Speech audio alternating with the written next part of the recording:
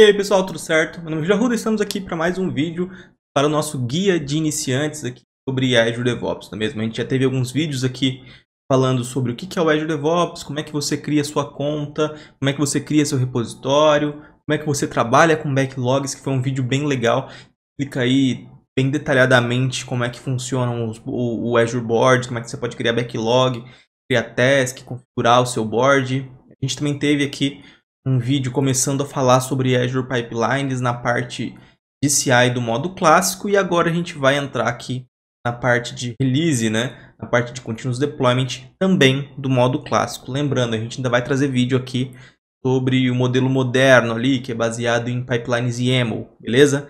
Mas esse ainda é no modelo clássico e que você pode usar para muita coisa, que eu uso para muita coisa atualmente também, tá? Mas antes da gente continuar, já desce a tela aqui um pouquinho e clica no botãozinho inscrever-se se você não está inscrito, já clica no joinha, é bem importante para ajudar a gente a engajar os conteúdos do canal e para que você sempre receba cada vez mais e mais conteúdos sobre o tema, beleza? Bom, então, o que a gente vai ver aqui no vídeo de hoje? A gente vai ver no vídeo de hoje, basicamente, como é que a gente consegue colocar a nossa aplicação nos ambientes, né? Implantar ela nos ambientes de uma maneira automática, sem interação humana, usando o Azure DevOps, tá?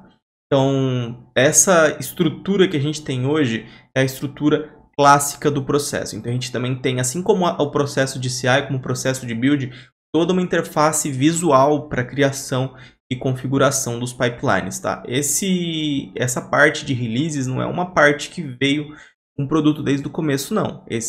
Essa parte de releases, ela é algo relativamente nova, tá? Quando o produto nasceu lá atrás, há muitos anos, não se tinha ainda essa visão, ao menos do meu ponto de vista, de que a gente poderia chegar um dia a automatizar também a implantação de software, né? Então a Microsoft foi lá no repositório, foi lá no backlogs, chegou a automatizar o processo de build, mas a release em si não havia sido feita, né? Daí depois de um tempo ali, por volta de 2014, 2015, não me lembro bem ao certo, a Microsoft comprou um software, uma ferramenta chamada Release Manager da InRelease, que era uma telinha preta que você tinha que instalar na sua infra, tinha que instalar agentes dentro da sua infra. E eles compraram essa ferramenta e integraram ela com o Azure DevOps, né, com o Visual Studio Team Services na época, VSTS, né. Só que era uma ferramenta complexa de você ter que usar, porque eram duas coisas separadas que você tinha que ficar integrando. São duas ferramentas que você tinha que instalar no seu servidor e tudo mais, que era complicado, né? E aí a Microsoft veio e trouxe isso para dentro do Azure DevOps, foi melhorando, foi melhorando, foi melhorando e chegamos no que temos hoje, que é uma ferramenta muito robusta e que atende a gente aí em diversos cenários, tá? Então, atende a gente aí basicamente para qualquer coisa. Se você quer fazer um deploy da sua aplicação no Azure, funciona. Se você quer fazer um deploy na AWS, funciona. Quer fazer no Google Cloud, funciona. Se quer fazer na sua rede on-premises, também funciona. Se você quer usar um servidor Linux, funciona. Se você quer usar um servidor Windows, funciona. Quer usar um Mac por algum motivo, funciona. Então, a gente tem aí toda uma versatilidade e praticidade dentro desse nosso processo de release, tá? Então, quando a gente cria um processo de release aqui dentro do Azure DevOps, até como ele foi baseado até do próprio release, a gente pode ter vários ambientes. Então, eu posso criar aqui dentro um ambiente de desenvolvimento, homologação, produção, pré-produção, produção 3, produção 4, produção 5, pré-prod 10, quantos você quiser, quantos fizerem sentido para o seu negócio. Então, você pode entender o que o seu negócio precisa e transportar isso para dentro do Azure Pipelines, né? Então, você cria esses infinitos ambientes como fizerem sentido para o seu projeto, para o seu processo, tá? E outras coisas bacanas que ele tem também é a possibilidade de aprovações, né? Então, imagina, eu quero que o deploy para produção só aconteça mediante aprovação de um time ou determinada aprovação de uma pessoa. Ok, você pode configurar isso no Azure Pipelines para que essa aprovação aconteça, que esse deploy seja realizado somente e unicamente se essa aprovação existir, tá? Se você não tiver aprovação, seu processo vai ficar lá paradinho esperando alguém aprovar até ele ser cancelado por timeout, beleza? E ainda por cima você tem outro ponto que é bem legal, é que essas aprovações elas podem acontecer a qualquer momento, mas o seu deploy pode ser postergado. Então, por exemplo, meu deploy tem que acontecer meia-noite, ok, eu posso aprovar agora e schedular ele para meia-noite, só vai ser executado meia-noite ali mediante a minha aprovação. Então, são coisas que a gente pode fazer aqui. Você nem pode, por exemplo, ter gates na sua release para falar assim, eu só vou fazer isso se a aplicação estiver de pé no meu Application Insights. Se a minha aplicação não estiver de pé, pode colocar uma análise também, por exemplo, se tiver work items todos fechados no meu backlog, aí sim eu consigo fazer o deploy. Você consegue fazer uma infinidade aqui de tratativas para garantir que o seu processo está redondo, para garantir que você vai realmente executar o seu processo. Se você usa uma ferramenta de terceiros como ServiceNow, você quer integrar para ver se o ticket está fechado, para aí sim poder fazer o deploy. Ok, dá para você fazer também. Então dá para você fazer muita coisa aqui nessa parte de release. Mas vamos sair um pouco da teoria e vamos dar uma olhadinha em como é que ela funciona, tá? Então, estou aqui na tela do meu computador, na tela de quando a gente saiu do vídeo anterior, do vídeo de build, né? Então, eu tenho aqui o meu processo de build, que a gente rodou. E nesse processo, se a gente for olhar aqui só para a gente relembrar, ele gerou para a gente, ó, um artefato. Então, se eu clicar aqui, vai mostrar para a gente que a gente tem aqui um artefato. Esse artefato, eu preciso dele para poder fazer o deploy da minha aplicação, porque eu não consigo fazer o deploy por mágica, certo? Eu preciso ter um executável, um binário, para poder fazer o deploy disso nos meus ambientes. Então, a partir disso, eu vou aqui em Releases, tá? E aqui, ó, por agora, eu não tenho nenhuma release, então eu vou criar aqui um novo pipeline. E aqui, ó, ele já te pergunta se você quer seguir algum template, igual a gente viu lá no processo de CI. Você pode ter infinitos templates aqui para poder te ajudar. A gente tem esses aqui que são fornecidos pela própria Microsoft. Azure App Service Deployment, deployment de Java, Node.js, Kubernetes, coisas no IS, tá vendo? Se fosse para um ambiente on-premises. Vou pegar esse aqui de App Service Deployment e vai ajudar a gente aqui nesse cenário. E eu vou colocar o stage aqui de dev para a gente poder ilustrar um ambiente. O que eu preciso fazer mais aqui, a gente já volta no staging. Eu preciso mexer aqui no artefato, porque aqui é onde ele vai pegar aquele pacote que a gente gerou.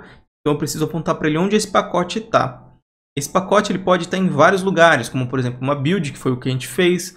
Pode estar no repositório do Git, dentro do próprio Azure DevOps, nesse caso. Pode estar no GitHub, pode ser um repositório TFVC, que a gente comentou que é o legado do Azure DevOps. Pode ser um Azure Artifacts, um GitHub Release, Azure Container, Repository, um Docker Hub ou mesmo um Jenkins, né? Então eu vou pegar um build aqui, vai ser o nosso demo vídeo. Ele vai perguntar qual que é a versão que eu quero usar. Eu vou usar sempre a latest. Aqui um alias para que eu possa utilizar dentro do meu processo aqui. Vou adicionar, ok.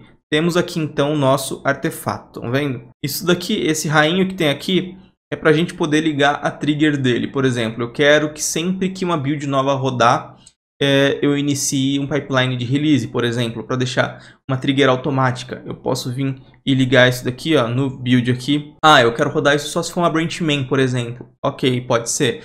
Eu quero rodar só se for uma branch de release. Ok, se branch de feature, ele ignora e vai rodar só main e release. Então você pode colocar esse tipo de coisa aqui, ou também se for baseado num pull request, a mesma coisa. Não vamos colocar nenhum. Aqui no schedule set, a gente pode agendar isso aqui para executar esse pipeline em determinados momentos. Também não é o caso agora, mas a gente pode agendar para rodar toda vez de madrugada. Para poder fazer sempre o deploy novo em dev, por exemplo, você pode fazer isso aqui. Voltando para o staging aqui, né? Esse daqui é o nosso staging de dev, a gente deu o nome, aqui é o owner. E a gente tem mais essas duas caixinhas, né? A gente tem aqui algumas opções que a gente vai ver algumas delas. Trigger é quando esse staging vai rodar. No caso aqui, é sempre que eu criar uma release nova ou manual. Se eu tivesse um terceiro staging, ele perguntaria se eu quero rodar a partir de algum staging. Por exemplo, eu quero rodar homologação sempre depois de dev. Eu posso colocar isso aqui também, ou eu posso colocar sempre manual, por exemplo, ou mudar o fluxo. Filtros de artefato, eu quero que isso seja sempre que seja um conteúdo baseado na master, por exemplo, aqui, para poder rodar. Então imagina, eu quero que tenha um dev que seja baseado na master, um dev que seja baseado em outra branch. Você pode fazer esse tipo de coisa. Às vezes pode fazer sentido, às vezes não vai fazer sentido, mas você pode ter aqui um processo agendado para essa execução. Pode ser baseado no pull request, como a gente já viu até no outro modelo. Deixa eu minimizar as triggers aqui. A gente pode ter, como eu comentei, aprovações de pré-deployment. Então, ou seja, vai chegar no ambiente, eu vou precisar aprovar isso aqui para poder seguir. Então você pode colocar aqui os usuários, qual que é o tempo de timeout, e se o usuário pode aprovar a própria release, ou seja, eu estou desenvolvendo minha aplicação, eu instanciei essa release, eu mesmo posso fazer a aprovação? Ou não, tem que ser uma outra pessoa para fazer aqui um for ice para a gente poder aprovar esse processo. Ou aqui se ele skipa se for o mesmo aprovador. Gates, como eu comentei, alguns portões que a gente pode colocar aqui, como por exemplo uma query de work item, para se meus work items estiverem todos fechados, eu poder aqui fazer o deployment desse meu ambiente. Você pode fazer aqui outras coisas, como a gente viu, ó. Tem aqui Azure Compliance, invocar uma Azure Function, invocar uma REST API, verificar se uma extensão válida, um monte de coisa que dá para você fazer, inclusive aqui a qualidade do gate do Sonar. Se a qualidade estiver baixa, o deploy nem vai para frente. Isso aqui também é um ponto bacana para a gente poder fazer. Deixa eu tirar os gates daqui. E aqui é umas configurações de deploy para saber o número de deploys paralelos que ele pode fazer. Por exemplo, eu soltei 2 deploys de dev. Enquanto o anterior não rodar, esse também não roda. Esse tipo de coisa que a gente vai poder fazer aqui. Não vou mexer em nada aqui. E aqui na segunda caixinha é um pós-deployment. Tipo, implantei aqui em dev. Para seguir para o próximo, falar assim, para sair de dev, eu preciso de uma aprovação. Para sair de dev, eu quero garantir que a minha aplicação esteja de pé no Application Sites. Ou ter aqui um auto-redeploy trigger, principalmente se você estiver usando VM. Por exemplo, eu criei aqui uma nova VM no Azure. Então, eu preciso que tenha a versão atual do meu código. Então, ele vai ver que subiu uma máquina nova e vai fazer automaticamente um redeploy, por exemplo.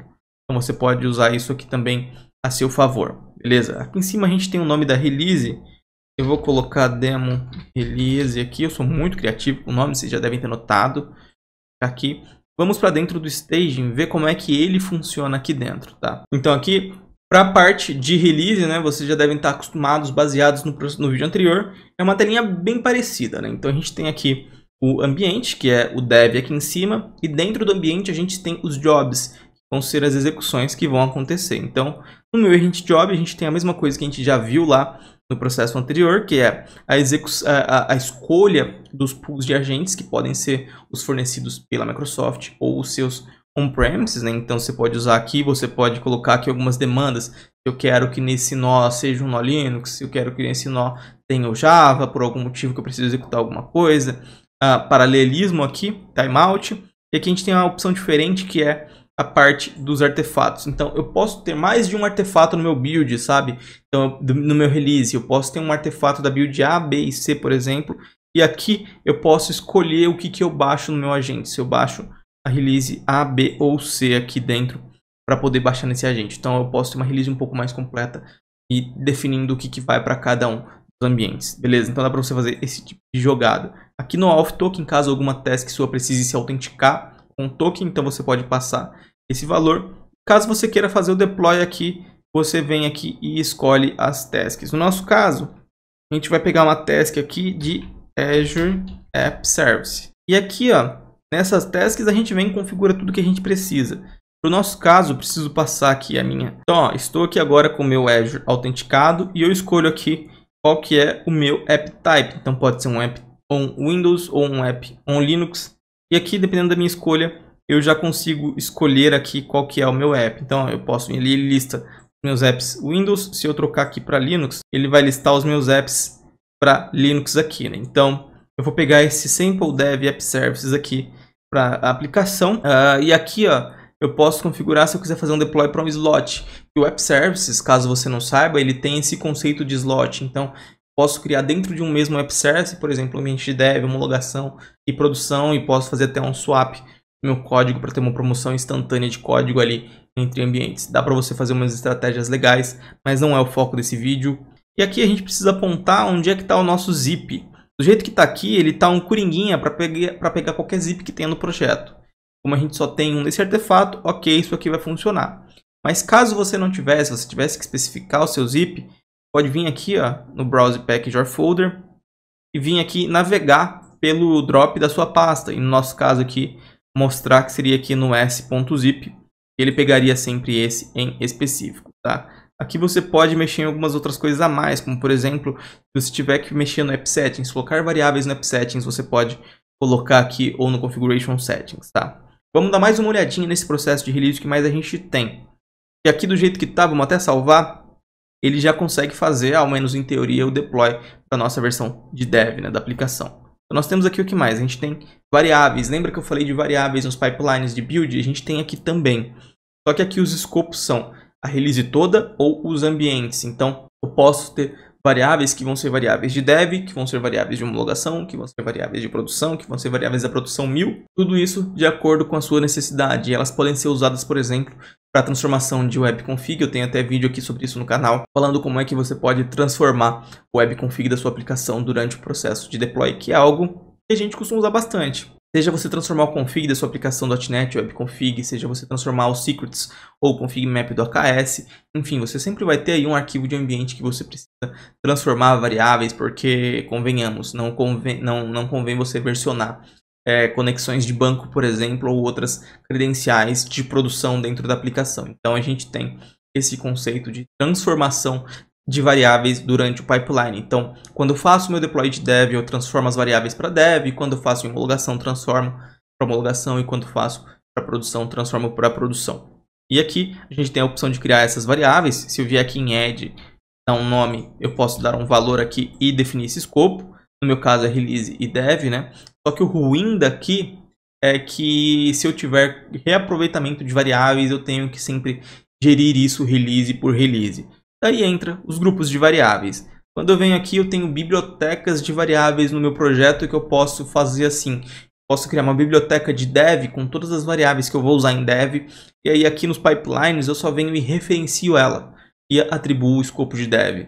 Daí sempre dev vai pegar aquela biblioteca, homologação vai pegar a biblioteca de homologação e assim vai. E eu tenho as variáveis num lugar único e centralizado que me facilita muito a vida quando eu tiver que gerenciar. Então imagina, uma variável alterou, eu não preciso sair alterando release por release, eu posso alterar num ponto centralizado, vai afetar todas as aplicações. Outro ponto legal de variável seria usar o Key Vault do Azure, que vai estar centralizado na nuvem, mas enfim, é papo para outro vídeo. Inclusive eu trouxe vídeo sobre isso no canal também. Aqui você tem algumas configurações de retenção, ou seja, quantos dias o Azure DevOps vai guardar essa release para você, esse processo de deploy que você rodou no histórico. Então a gente tem aqui uma retenção de 30 dias com um mínimo de 3 releases para se manter, e ele mantém aqui os artefatos, tá? Você pode mudar isso aqui conforme fizer mais sentido para o seu projeto. Quando a gente vem em opções, a gente pode mudar aqui o nome da release e mudar uma descrição para ficar fácil da gente ver.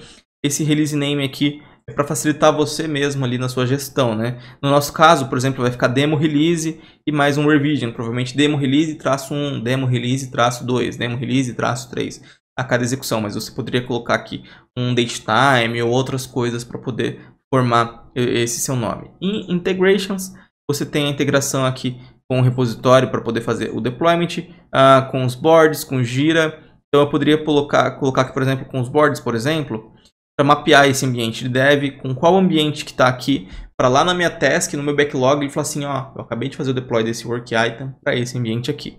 Então eu vou colocar aqui, ó, development, e vamos salvar aqui. Eu acho que essa release talvez venha com um work item, porque o pipeline de build tinha. Então vamos fazer aqui uma execução. Eu vou criar essa release aqui agora, create, e ele, ó, como eu falei, release 1, pode abrir ela aqui, e ele já vai mostrar pra gente essa execução aqui. Ele mostra que ela foi ligada manualmente, qual artefato ela está usando, e aqui que ela está indo rodar o ambiente de dev.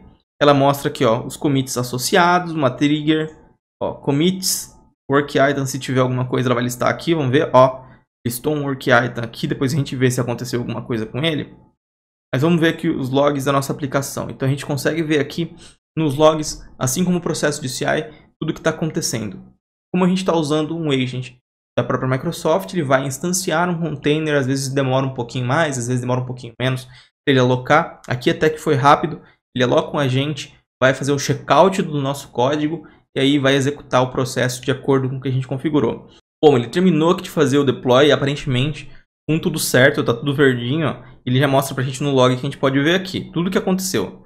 Ele fez o deploy do package, fez o deploy das informações de release, configuration details, deployment history, e aqui ele até já fornece para a gente qual que é a URL da aplicação, que eu posso pegar aqui ou vir direto pelo Azure e abrir, mas eu vou colar aqui para a gente e abrir, ó, já tem aqui RepoSample 2021, ele conseguiu fazer o deploy dessa aplicação para a gente. Então a gente tem tudo aqui funcionando. Vamos dar uma olhadinha em outra coisa aqui, volta aqui para o pipeline, lembra o work item, vamos ver se ele chegou a vincular para a gente o que a gente queria, e tá aqui, ó.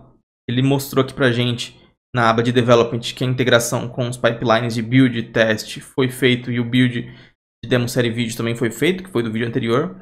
E também aqui, ó, o deployment foi feito em dev com essa release aqui. Então, dentro do work item, como eu falei com vocês lá no vídeo de backlog, a gente tem uma rastreabilidade de ponta a ponta do que está acontecendo, inclusive aqui em qual ambiente esse work item está. Então, a gente pode ter esse tracking aqui para saber, olha, esse work item já está de fato implementado em algum dos ambientes. Se fosse um ambiente de release, ele já mostraria que também a gente poderia saber que isso aqui já estivesse em produção também. Então, como vocês puderam ver no vídeo de hoje, a gente tem a possibilidade de criar aqui de uma maneira bem simples esse processo de release no modelo clássico também no Azure DevOps, que vai atender muito às nossas necessidades. Então, ele é bem simples, bem prático de usar e você tem uma infinidade de integrações ali com origens de códigos que vocês podem estar utilizando. E você pode estar usando também ali sem nenhum tipo de artefato. Você pode criar uma release em branco para, por exemplo, só rodar algum script em produção. Imagina que você tem um cenário,